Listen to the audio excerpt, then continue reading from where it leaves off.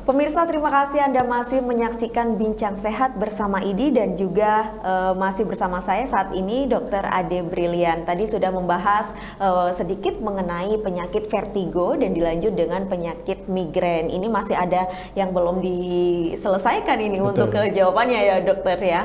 Dan juga pemirsa telah menunggu-nunggu ini dokter. Penyebab dari penyakit migrain itu apa sih dok? Iya, jadi penyakit migrain ini adalah gangguan di pembuluh darah yang tegang. Jadi pembuluh darah tegang beserta otot-otot yang tegang sehingga menyebabkan pembuluh darah di tulang tengkorak atau di atas tulang tempurung kepala itu menyebabkan tegang. Makanya rasanya seperti berdenyut. Mungkin itu dari perbedaan antara sakit kepala dan juga pusing ya dok. Betul. Lebih ke berdenyut ketika sakit kepala. Jadi secara gejala juga berbeda. Baik, saya sudah paham ini dok. Kita lanjutkan. Bagaimana dok? Iya, jadi makanya gejalanya seperti berdenyut. Jadi pada orang penderita migrain itu pusing atau sakit kepalanya itu sebelah dan juga rasanya seperti berdenyut. Pernah menjumpai mungkin Mbak Prima orang sakit kepala sampai nyut. Nah, atau menjumpai di iklan juga ada nyut seperti itu, ya itulah migrain.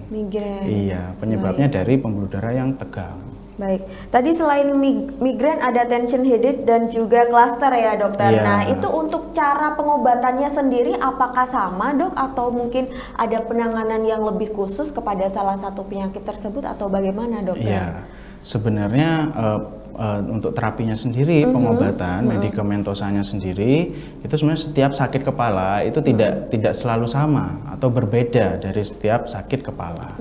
Seperti tadi tension headache, migrain, cluster ataupun trigeminal neuralgia itu berbeda-beda. Hanya saja mungkin bagi masyarakat di rumah apabila mengidap penyakit sakit kepala itu bisa dilakukan pengobatan dasar seperti minum paracetamol atau ibuprofen. Itu bisa meredakan nyeri antara sakit kepala tersebut. Tapi lebih lanjut lagi untuk obatnya lebih spesifik, lebih baik periksa ke dokter karena ada obat-obat spesifik untuk sakit kepala tersebut. Khawatir ada hal-hal yang lebih akut ya dokter? Mungkin seperti itu. Bisa jadi. Jadi gimana dok? Ya, jadi sakit kepala itu penyebabnya dari sakit kepala tadi bisa juga disebabkan mungkin ada gejala pusing tadi yang disebabkan oleh kerusakan di sentral atau di sistem saraf pusat atau otak. Itu. Baik, untuk faktor makanan yang dikonsumsi apakah ada pantangan dok? Untuk migrain, ya. Jadi migrain itu sebenarnya sangat berpengaruh juga terhadap makanan yang kita makan. Iya benar. Apa dokter? Jadi makanan yang bisa mencetuskan penyakit migrain itu seperti makanan-makanan yang berbahan banyak pengawetnya. Makanan-makanan snack atau kalau bahas di kedokteran sendiri itu makanan beku. Nah itu kan banyak bahan pengawet, itu juga bisa menyebabkan. Selain itu juga seperti keju itu juga bisa menyebabkan, kopi juga bisa. Seperti itu. Beberapa hal ketika seseorang mengidap salah satu penyakit mungkin ya dokter, baik itu mungkin dari kadang saya pun juga pernah merasakan sakit perut terus larinya ke pusing, terus kemudian ada juga kolesterol dan larinya juga ke pusing juga gejalanya. Itu apakah dari faktor makanan dokter atau bagaimana dokter? Juga terkadang juga ada seseorang yang ketika sakit gigi juga merasakan pusing, itu bagaimana dok? Jadi faktor dari makanan tadi jadi dari makanan tadi banyak orang mengeluh apabila lambungnya atau sakit perut, nyeri pada lambung itu akan mengeluh pusing juga. Nah, ketika kita ada beberapa orang telat makan, telat makan itu sehingga energinya kurang karena telat makan, nutrisi kurang, akhirnya nutrisi untuk mencapai ke otak itu berkurang juga. Ketika nutrisi mencapai ke otak itu berkurang, itu akanlah timbullah tadi gejala pusing. Lebih bukan sakit kepala sebenarnya, lebih kepada pusing vertigo.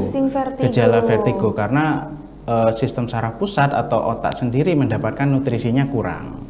Sehingga memang disarankan pada penderita dengan gejala vertigo itu adalah yang pertama dijaga lambungnya.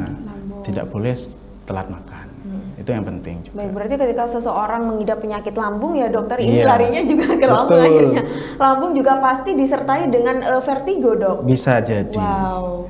Ini dua penyakit yang juga cukup berbahaya ya dokter ya, iya, kalau tidak sekali. segera ditangani. Betul. Ya dok. Baik, kita kembali membahas terkait penyakit sakit gigi. kepala gigi. ya, Iya. Sakit gigi tadi dokter. Iya. Nah itu apakah juga pusing yang dirasakan, apakah tergolong sakit kepala atau pusing dok? Nah, kalau sakit gigi iya. Biasa gini.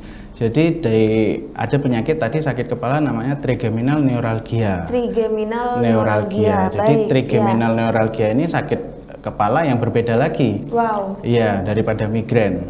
Kalau tadi migrain kan penyebabnya seperti tadi. Nah, kalau trigeminal neuralgia ini penyebabnya adalah di sarafnya. Di sarafnya iya. dokter. Waduh. Namanya saraf trigeminal. Saraf trigeminal itu dia mempersarafi bagian wajah. Jadi dari dahi, pipi, nah wajah, daerah mata juga itu dipersarafi oleh saraf-saraf percabangan dari saraf trigeminal. Itu bagaimana dokter? Nah, itu rasanya seperti nyeri. Dari gejalanya ya, itu rasanya seperti nyeri, seperti disayat-sayat atau seperti ditusuk-tusuk. Nah, dari orang mengidap tadi sakit gigi ya, nyambung ke sakit gigi terutama gigi bagian atas itu akan mempengaruhi saraf. Apabila infeksi itu akan mempengaruhi saraf di atasnya. Saraf di atasnya juga akan bersentuhan atau menyambung dengan saraf trigeminal tadi, sehingga memberikan impuls atau rangsangan terhadap saraf trigeminal, akhirnya sakit sekali, nyerinya seperti ditusuk-tusuk, seperti disayat-sayat daerah yang terkena tadi. Itu ternyata sakit kepala yang ataupun pusing yang berhubungan dengan kepala ini juga cukup ngeri ya dokter ya, kalau tidak segera ditangani. Baik, kalau itu tadi dokter trigeminal neuralgia, untuk cara pengobatannya seperti apa dok? Jadi kalau trigeminal neuralgia, kembali lagi kepada penyebabnya. Penyebabnya itu adalah dari saraf-sarafnya, saraf percabangan dari saraf trigeminal. Nah, saraf trigeminal ini bisa kambuh atau bisa kambuh dari trigeminal neuralgianya apabila mendapatkan rangsangan atau impuls. Nah, rangsangan itu berupa apa? Kalau dari penyakit itu rangsangannya berupa sentuhan, bisa dari berupa angin. Nah, jadi memang mungkin pernah periksa ke dokter, banyak apabila mengidap penyakit itu selalu menyarankan bahwa jangan sampai terkena angin langsung. Wah, nah ya, seperti itu. Jadi karena kalau terkena angin langsung, misalnya kita naik sepeda motor, helmnya tidak ada kacanya, nah itu akan mengenai saraf trigeminal tadi sehingga bisa kambuh trigeminal neuralgianya itu sendiri. Dan itu sangat nyeri sakit ya dokter. Iya. Baik. Beda lagi halnya dokter ketika seseorang juga kadang ketika terkena air hujan dokter, setelah itu langsung pusing. Itu sebenarnya mitos atau gimana sih dok? Oh iya benar. Jadi sebenarnya begini, memang dari orang tua kita gitu kan ya, apabila kena rintik gerimis, hujan, nah itu biasanya sakit kepala, pusing. Sakit kepala, betul. Itu sebenarnya secara penelitian, sudah dilakukan penelitian, itu memang ada benarnya, karena sebenarnya benarnya begini, hubungannya dengan penyakit migrain.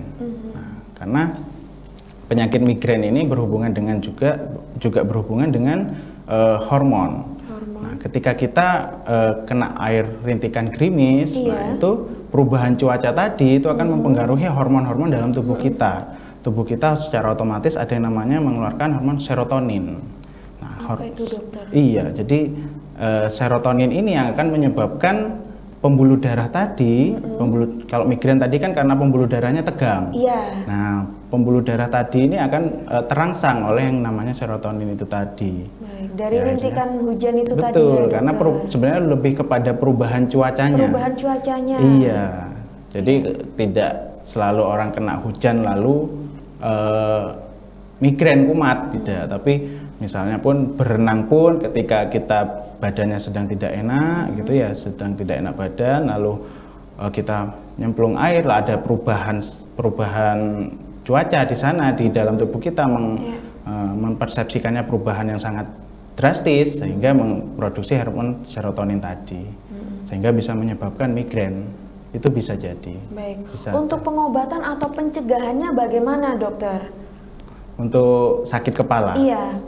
Jadi kalau sakit kepala kita cari tahu penyebabnya dulu. Jadi misalnya kita mengidap penyakit yang mana. Nah, sakit kepalanya apakah di tension headache atau di migrain atau di cluster ataupun di trigeminal neuralgia, itu penyebabnya berbeda-beda. Kalau kita tadi bicara migrain, artinya kita satu harus istirahat cukup. Istirahat cukup. Biasanya karena kelelahan itu yang menyebabkan perbedaan di pembuluh darah tadi, ketegangan. Iya. Terus misal dari trigeminal neuralgia tadi, pencegahannya yaitu tadi tidak boleh terkena angin langsung, misal contohnya. Jadi mengurangi rangsangan-rangsangan atau impuls dari yang menyebabkan penyakit tersebut. Itu tadi. Baik, berarti juga dapat dikatakan penyakit-penyakit yang berhubungan dengan kepala itu tadi karena adanya sebab akibat ya, Dok? Sekali.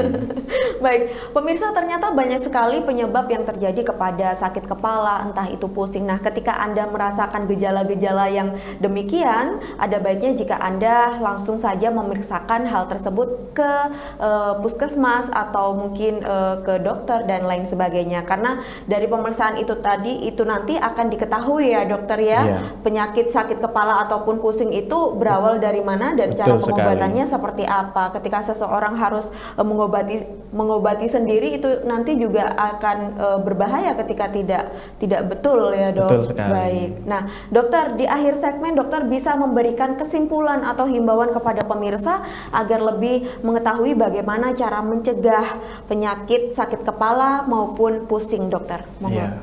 Jadi sebenarnya yang dipahami oleh masyarakat umum itu adalah penyakit pusing, sakit kepala itu sama. Padahal sejatinya atau sebenarnya itu berbeda sekali. Pusing maupun sakit kepala itu bermacam-macam. Sakit kepala pun itu bermacam-macam. Seperti yang kita paparkan tadi, penyakit sakit kepala banyak macamnya.